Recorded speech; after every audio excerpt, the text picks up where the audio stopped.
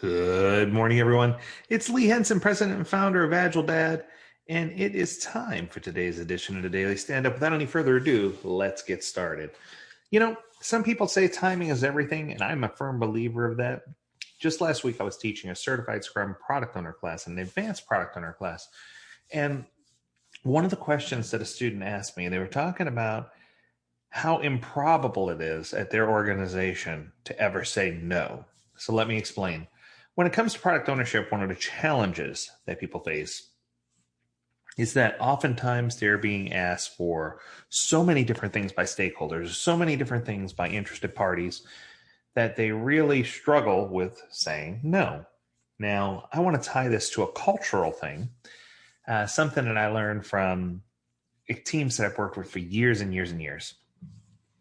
One of the things that I took away is that in working with international teams, and the two examples I'm going to use specifically are a team that worked out of Russia and a team that worked out of India.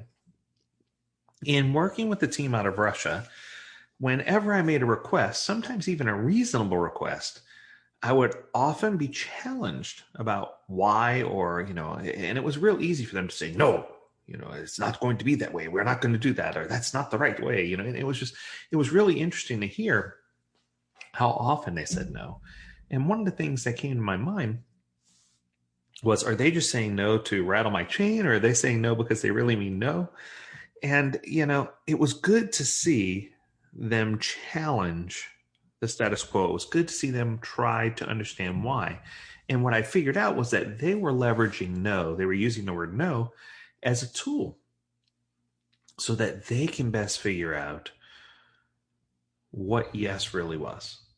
I know that sounds kind of crazy, but without the no, without the challenge, they would have never, ever explored deep enough to figure out why it made sense to do it a different way. And they would have always stayed with status quo and done things the way that they wanted to do.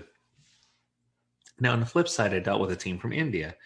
And when I say dealt with, I don't want to come across negative. I've worked with thousands of teams from India and had great success. But one of the things that I've noticed across all those teams is their inability to say no. You could ask them to do anything and it would be like, of course, yes, not a problem. It was just, and what was amazing about that was that you could tell deep in their heart of hearts they wanted to say no. I even did a cruel thing as far as to try and experiment with one team and asked them to come in on Saturday and Sunday so that they work 7 days a week instead of 5, and told them that 8 hours a day simply wasn't enough, that we had to work 12 to 15 hours a day to get the product or project out of the door. And I got greeted with, positive responses. Yes, of course. When deep down inside, you could tell in their heart of hearts that they were screaming no, but they just didn't verbalize it. So even though culturally in different cultures, you have some cultures where saying no is a predominant thing, you have some cultures where saying no is something that never happens, I wanted to know how no impacted just an everyday culture here in America. We're a great melting pot and we have a little bit of everybody from everywhere, but do people have the ability to say no? And if they do, how do you say no in a way that makes sense? And when I say make sense, what is make sense, right? Are you saying no never? Are you saying no not right now? Are you saying no so you can collectively get the work done somewhere else? And as timely as this guy is, Romelin Pickler put out an article, a blog post, that talks about saying no. And he gives you the 5 keys, the five things you need to take away about saying no. And I'm going to go through each of these 5 keys because I think these 5 keys are actually really, really good. So number 1 is my favorite. Don't feel bad about saying no. If you say no, it's not necessarily because you're being a jerk or that you're saying that that you're being defiant in any way. If you say no, no just means that you're trying to strengthen a product, to strengthen your communication skills, to strengthen what's trying to happen. So that you're trying to come up with a tangible result. I love the quote he gives. Steve Jobs once said, "Innovation is saying no to 1,000 things you have to pick very carefully." And it's so true. I can't tell you how many times I've told teams no, organizations no, even no to accepting coaching from us because I just didn't feel they were ready, or I felt like this was something they could tackle on their own. And I think that saying no is a powerful tool if it's used correctly. Coming in at number 2, he talks about empathizing with stakeholders. And I think this is important. You don't want them to feel like you didn't hear their request or that you didn't hear their sense of urgency. A lot of times when I'm dealing with stakeholders and it's imperative for me to say no, I'm often met with anger or frustration or confusion or misunderstanding. Now this person's not going to support us in any future decisions or whatever might be the case. The key here is how we communicate no. He gives some very poignant tips here, where I'm going to give some tips on how to really say no in a way that's positive. So give your full attention to the individual. Make eye contact. Focus on that individual. Make sure you're letting them know that you're interested in what they have to say. Keep an open mind, because even if your answer is no, what if they say something that stimulates you that can twist that no into that might work out? You never know. Or it could be something that works out in the future, right? So make sure that person understands that you are empathizing with them and that they might be right. At the end of the day, you might end up doing exactly what they want you to do. Pay attention to the other person's body language. The nonverbal communication and information that you receive is going to let you know where you stand in the conversation.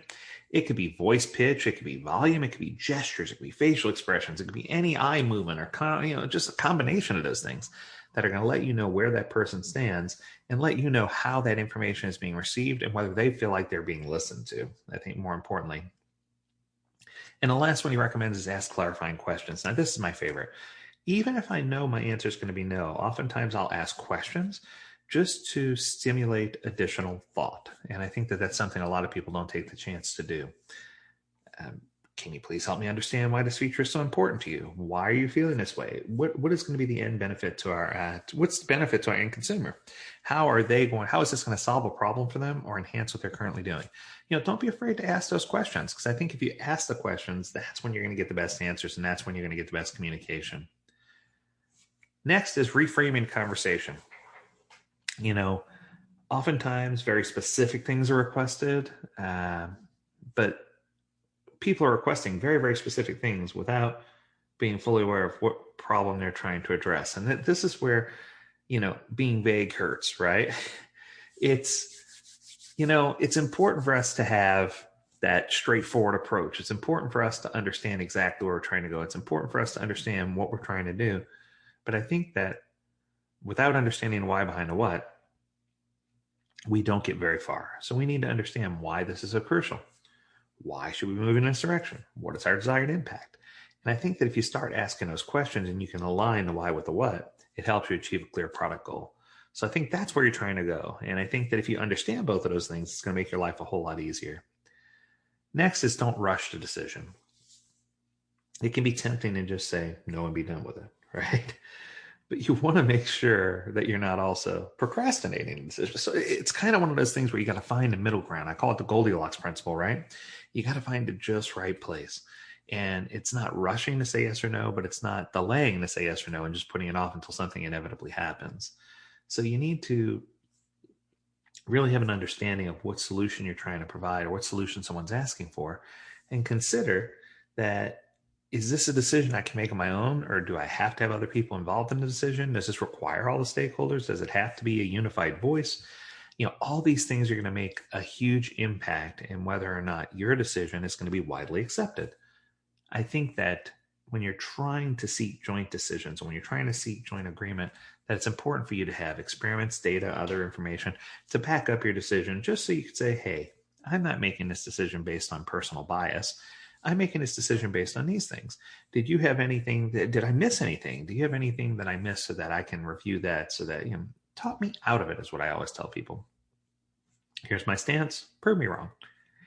And although sometimes people feel like, wow, that's quite confrontational, I don't do it in a confrontational way. I do it in a sense that, hey, this is the data that I have and this is what I've seen. What have you seen that's different? Show me what you got. And that often comes across as me being cooperative and trying to understand and find where they are.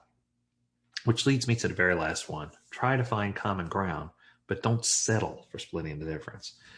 I think that if you try to find common ground on the things that you do believe, the things that you do know to be true, the things that you are going in one direction, the things that make you feel like you're moving together, those are the times when you're going to have the greatest synergy. Those are the times when you're going to see things really chugging along. If you settle, or split the difference, that's when you're going to start to see issues. When you start to just settle in the middle and say, well, we'll just do this instead, or this is going to get us close enough. I think that's when you're belaboring or belittling or taking away from the value of what the other person provided and not adding any value of your own. So I think it's important for you to not just attempt to please the stakeholders, but to understand, to be kind and firm, and to understand and to reassure and know what's going on, and let everyone know that the success of the product really does rest squarely on the shoulders of the product owner. And as a product owner, you have requests from multiple different stakeholders. And that's important for you to listen to all those requests, to put together a solid backlog so that you can do your job the best you possibly can. That concludes everything for this episode of the Daily Stand-Up. As always, we encourage you to visit AgileDad.com, where you can learn more about this topic and many other topics. As always, we encourage you to stay healthy, stay well, stay agile, my friends. Until next time, do take care.